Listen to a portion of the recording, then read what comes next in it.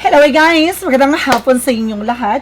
I am Chin Rodriguez from Masagari Channel of Faith Healer, also at a reader. So ngayong hapon na to, tingnan natin ano kayong sabihin ng ating mga gabay. This is something urgent pasilip na para kay Robin Padilla. Hagilapin natin at tuklasin natin maaring masagap natin sa energy niya. No, itong reading ito ay pawang gabay lamang upang masilip yung mga bagay na posibleng mangyari sa hinaharap. Upang magsilbing gabay.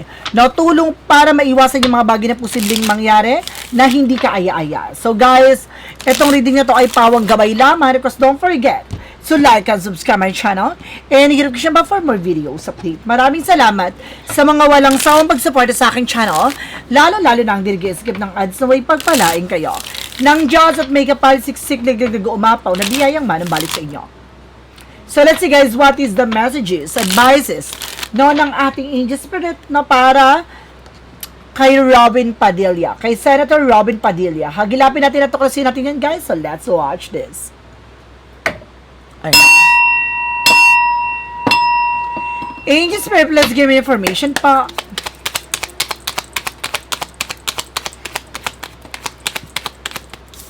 There is a tower moment. There is some major changes na may mga pagbabago maaring mangyari dito sa situations niya.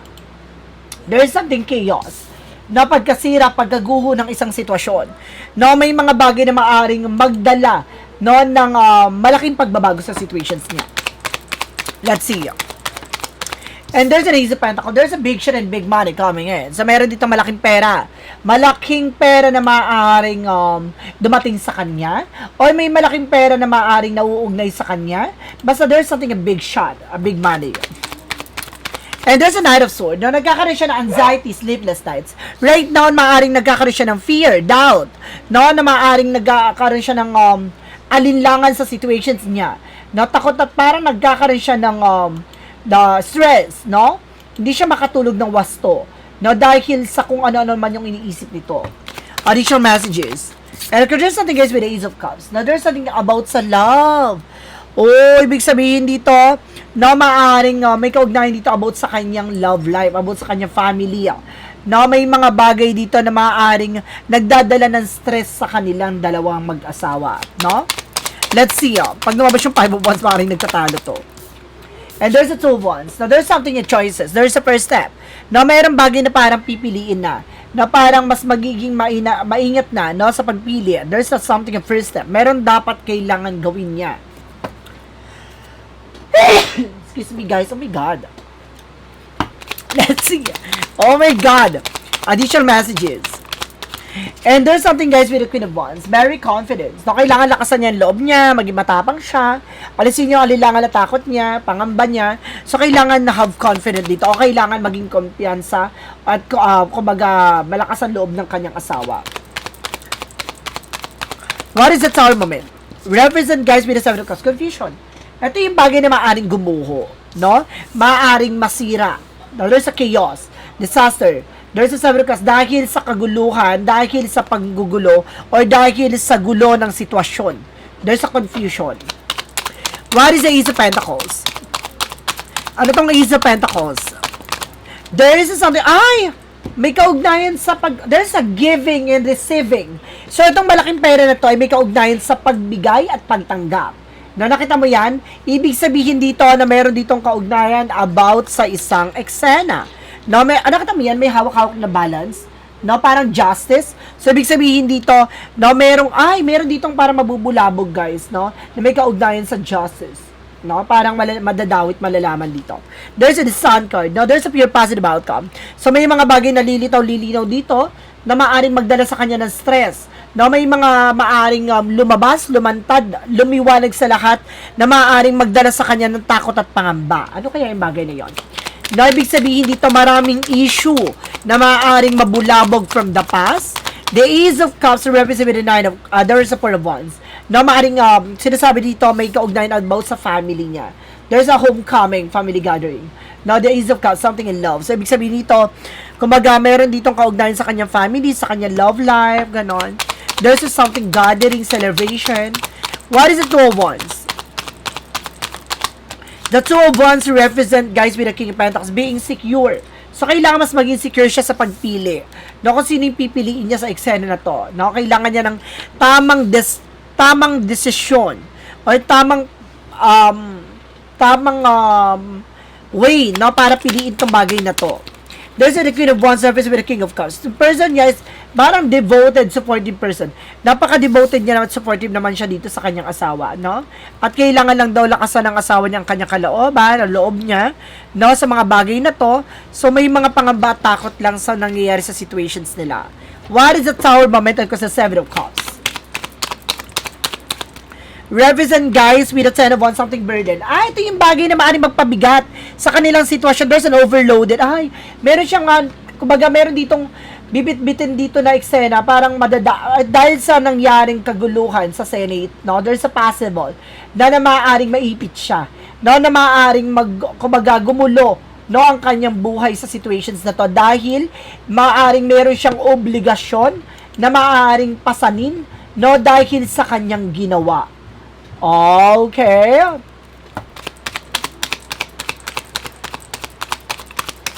And of course, there's something as 80 Pentacles about sa trabaho. So, meron talaga about sa giving and receiving, about sa trabaho, about sa tinrabaho. No, meron ditong about sa pera na maaring binigay, binayaran. No, na may kaugnayan sa malaking pera. Ganun. Kasi the 80 Pentacles something of focus, no, about dedicated sa kanyang trabaho. No? The Knight of Swords is the Sun card. Represent what? There's a Six of Wands. So, there's something na parang paparating. Na may paparating na information na maaaring magdala sa kanya ng stress and anxieties. Na paparating na tong information or message na to. What is the Ace of Cups or the Four of Wands? Maaaring madawit siya dito sa issue or problema na naaring nangyari.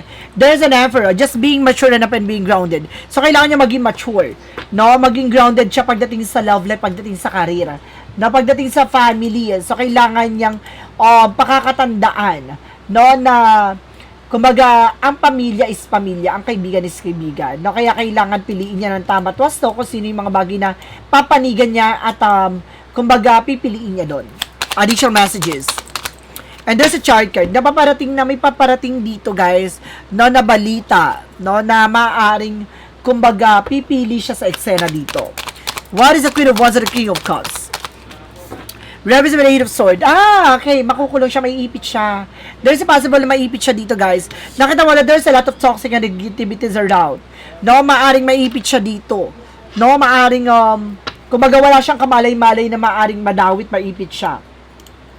At possible pa na maaring makulong siya. Now, what is the additional message for the outcome? For the outcome, there's an Empress card for reverse. Now, kumbaga there's something na parang meron ditong hindi marirenew or meron tungkol sa nakaraan na maaaring masiwalat, no? Kumbaga meron ditong nagkaroon ng kumbaga selfless, no? Parang hindi niya kumbaga ilalagaan ng kanyang sarili. Parang hindi niya inisip ang kapakanan ng kanyang pamilya at sa kanyang sarili dito sa bagay na ito. Maaaring magpapabigat sa kanyang sitwasyon. There is something guys with a Seven of Pentacles. No, there's a harvest time. So, ano man yung bagay na ginawa mo, no, ano yung mga bagay na matatanggap mo. So, yun yung sinasabi, what goes around, comes around. Let's see guys, additional messages. And there's something of Four of Swords, something arrest. So, kailangan niya ng pahinga. No? Kailangan niya na sapat na pahinga dito. Hindi siya makatulog dahil sa kakaisip. O kulang na siya sa tulog dito. And there's an Eight of Wands. So, there's some information na maaaring dumating sa kanila. Na may nasasansa kong documents, papers na maaaring dumating. I feel something subpoena or something papers na may kinalaman about sa legal matters. Additional messages. And there's something guys with the Five of Pentacles. Oh! So, meron ditong bagay na parang sinisecure niya. No, kaya pipili siya eksena dito. May paparating dito about sa financial loss of financial crisis or financial difficulty. So, may kinalaman dito na maaring malantad about sa nawalang pera, no? Or maaring mahirapan siya pagdating sa finances. Maaring maungkat about sa kanilang wealth, sa kanilang yaman. With the King of Swords, no, there's a stop the pattern. Meron ditong lalaki na puputol lang eksena niya. So, ibig sabihin dito, kailangan niya maging wise sa kanyang decision kasi may lalaki dito na parang magte-testify, no, para maipit siya sa situations na to. So, let's see, what is the decision? O maaaring, kumbaga may lalaki dito nadawit siya doon kaya maiipit siya, ganun. Siguro yun yung kay Bongo, no? Kaya maiipit siya. So, let's see, may tanong ang ating mga viewers. Nasaan na ba yung post ko na yun? Let's see, guys, alamin natin. Kasi nag-post ako regarding sa pasilip sa kanila, pero kumbaga inano ko kung ano yung mga bagay na gusto nila itanong dito. So, nagkaroon tayo ng tanong, no? Sa ating mga followers and subscribers. Robin Padilla, ito. Magkakasama kaya sila ni Bato sa pag-alis, no? Gustong malaman. Kasi ang kailangan natin malaman yun ng yung mga bagay na maaaring mangyari. Pero ito na nga, talagang tatlo yung nagtanong na gano'n. So, sige, sagutin natin. Na magkasama ba sila ni na paglabas, pag-alis?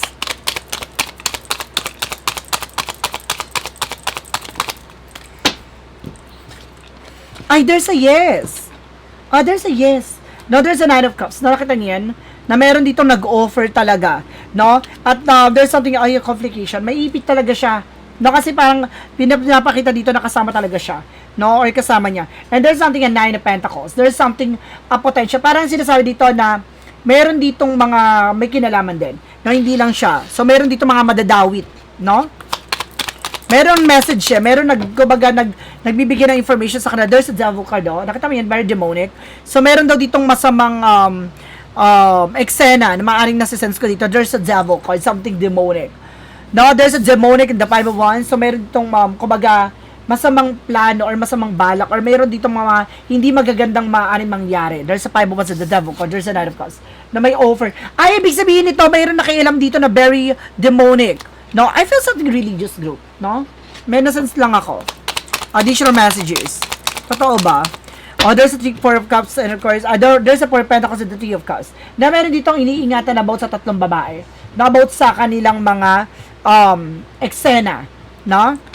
Kumbaga meron ditong may kinalaman din dito ang tatlong babae. So let's see. Additional messages. Now, what is additional messages dito sa energy na to? Ano pa bang question?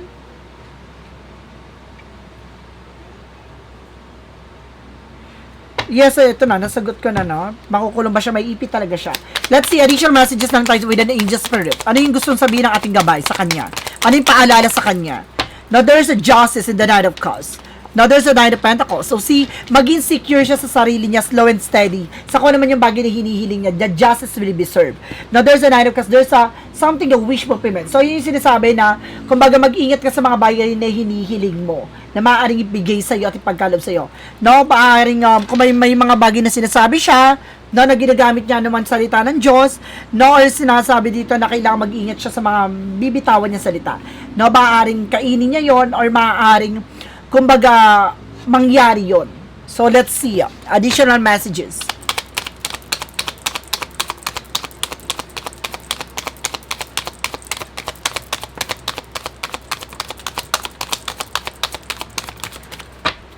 Parang be careful for what you wish for. Parang galing sinasabi. And there's the Fool card for something a leap of faith. Na meron dito parang nagtiwala. Dito sa babae na very dramatically actress. So meron talaga dito very dramatically actress, no? Na maaring nagtiwala sila dito. And the Hermit card, something spiritual awakening. So maaring bagay na maaring mamulat sila. No? Magkakaroon sila ng realization dito dahil parang nagpauto sila sa tao na to. Sa babae na to. So, let's see what is an outcome. So, alamin natin yung magiging outcome sa Senado, no? Sa kanyang sitwasyon. There is a Knight of Swords. Nabibilis na roon takbo ng sitwasyon with a Knight of Swords. And there's something star card for healing, na magkakaroon ng healing naman daw, no? Maaring, kumbaga, magkakaroon dito ng, kumbaga, maayos na eksena. At then, because there's a Page of Pentacles, something manifestation. Ano man yung bagay na kanyang gagawin, ma-manifest niya yun, kumbaga, maaring ma-earn niya yun. There's a Ten of Pentacles. Meron about sa wealth, no? Sa properties, na maaring mabulabog dito. No? And there's a Knight of Wands, unti-unti na. No? Na maaring mabukayo at mabulabog siya dito. And there is of Wands, something a plan. So, may mga plano dito, guys, na, kumbaga, sinasagawa or maaari may plano pa sila na naman dito. No, ano bang gusto niyo? Ano ba yung gusto natin malaman dito about sa eksena na to? No, ano yung plano? Ano yung bagay na maaari mangyari? There's a Three of Swords, something pain, and the Ten of Swords with sabotage. Now, meron ditong bagay na maaaring madidisappoint sila kasi meron laglaga na maaaring mangyari. The Ten of Swords, something sabotage. Itong bagay na to, no, ay maaaring daan to para malantad at malaman kung sino yung mga bagay na totoo at loyal sa kanilang trabaho. No, meron ditong parang maaaring magdala, no, ng betrayal, sabotage, no, backstabbing, yun, traiduran, no, dahil sa inggit, dahil sa kagustuhan nila doon sa posisyon na yon. There's a high priestess, no, may hidden agenda talaga tong mga to, no, and there's a hidden enemy. So mayroong bagay na maaring hindi nila alam kung paano babaliin yung twist sa eksena na to. Lagi ko sinasabi, no, na may twist ang bawat kaganapan na maaring gawin nila. No, akala nila nandun na sila sa exciting part na tagumpay na sila, winning game, but definitely it's not. No, may mga bagay na maaring magbago, no, sa kanilang sitwasyon. Laging pakakatandaan, the high priestess ay maaring magdala ng unexpected situation. Expect the unexpected. So let's see what is additional messages with the shadow worker of and why. Up next tayo, guys, for Alan Cayetano. For shadow worker of and what?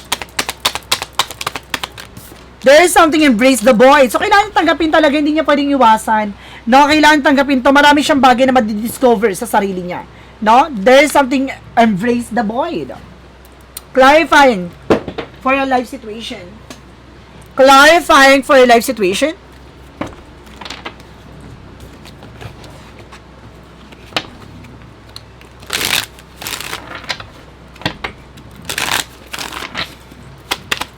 Clarifying for your life situation, guys.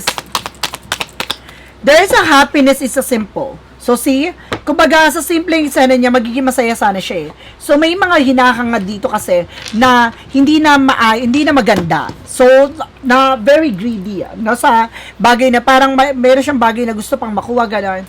So, there is something, find joy in life, small wonders, for they hold the key to fulfilling and contentment heart. So, yung bagay na kailangan niyang sundin ang puso niya. No, mas maganda yung simpleng buhay, simpleng eksena, no, para walang gulo, walang bagay na maaaring magpahabak sa kanya. So, yun nga, no, yung sinasabi na pag na-overpower na very entitled na parang feeling na very powerful, yun yung magdadala, no, para maipit siya sa sitwasyon. Tulad na sinasabi ko, na ang pera at ang kayamanan ay minsan hindi na siya nakakatulong at talaga minsan nagdadala na yon para maipit siya sa sitwasyon, no? Greediness, kumbaga, diba? Yung pagiging greedy, grabe. Dapat sinasabi nga nila, yung power and money, kumbaga, there's a demonic, diba? And divine timing. It's all about divine timing. No, may panapanahon yan. No, darating tong bagay na to kasi panahon niya to. No, darating tong bagay na to kasi nakatakda na to maganap. I trust that perfect timing of the universe, everything unfold as it should. And every moment it is in line with the soul path. I release impatient and embrace the flow of life, knowing that I am always exactly where I need to be. So, yung bagay na yun, no, talagang para siya doon. No, ganun talaga. No? Kumbaga, binigyan ka na ng chance. Binigyan ka na ng pagkataon para mabago sitwasyon mo. Pero kung alam mo na laging gano'n, na perong may sinasandigan ka, may kinakapitan ka, may tumutulong sa'yo, no, may bagay na kailangan mo ma-realize dito, na may hangganan lahat ng yon. There is something what lies between your future.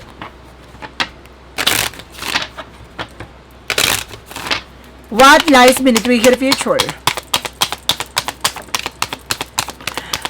Oh my God, pare sila ni guys? Pare sila ni Madam Kineso. Madam Aimee. There's something recording. So, may recording din siya, oh. No?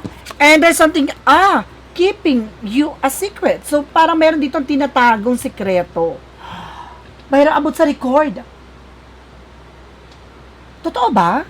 So guys, this is something urgent pasilip na para kay Robin Padilla. Maraming salamat po. Kasi itong reading na to ay pawang gabay lamang upang masilip yung mga bagay na posible mangyari sa ginahanap.